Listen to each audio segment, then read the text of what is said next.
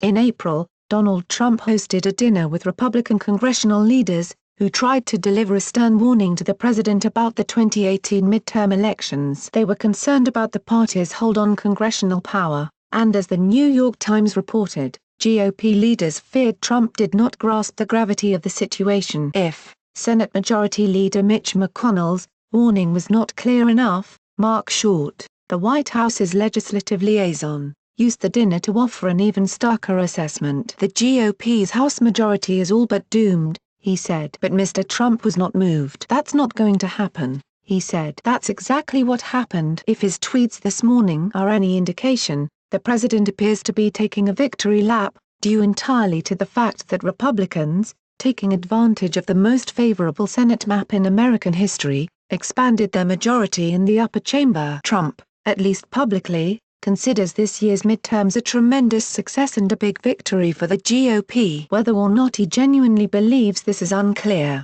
but if the president is feeling some optimism in the wake of the results, he's kidding himself. To the extent that the White House has a legislative agenda, it is now effectively dead. Making matters worse, rejecting Trump's far-right proposals isn't the only way the new Democratic majority in the House is going to make Trump quite miserable. For 2 years, every Trump scandal has been ignored on Capitol Hill. Every Democratic request for a subpoena has been rejected. Any semblance of a traditional constitutional system of checks and balances has disappeared. The Washington Post's Greg Sargent explained last month, the basic bargain Republicans have made with the president is that he will keep delivering them right-wing judges and signing bills slashing taxes on the rich and eviscerating the social safety net, so long as Republicans maintain fortress-like protection of Trump from oversight and accountability. The American electorate has severed that deal. The fortress is suddenly missing a wall. In May, outgoing House Speaker Paul Ryan warned that Democrats might try to hold the president accountable,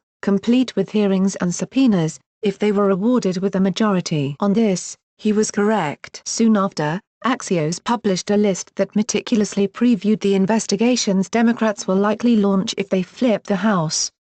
It included, among other things, scrutiny of Trump's tax returns. Had the race for the House gone the other way, that list would have gathered dust. It will now instead serve as a blueprint. What's more, the outgoing GOP majority actually made this dynamic worse. As Politico reported 2 weeks ago, House Republicans changed the chamber's rules in 2015, allowing committee chairs to issue subpoenas unilaterally, without even consulting the minority party. The Republicans have set the standard and, by God, we're going to emulate that standard, Rep. Jerry Connolly told Politico. All of which suggests Trump's free ride is poised to come to an abrupt halt. The president, who's never been altogether familiar with how governmental institutions work, probably doesn't realize how good he's had it. The lesson will likely be brutal. Postscript: it's not yet clear how Special Counsel Robert Mueller's investigation into the Russia scandal will proceed, or whether there will be a report on his findings. But if there is such a document,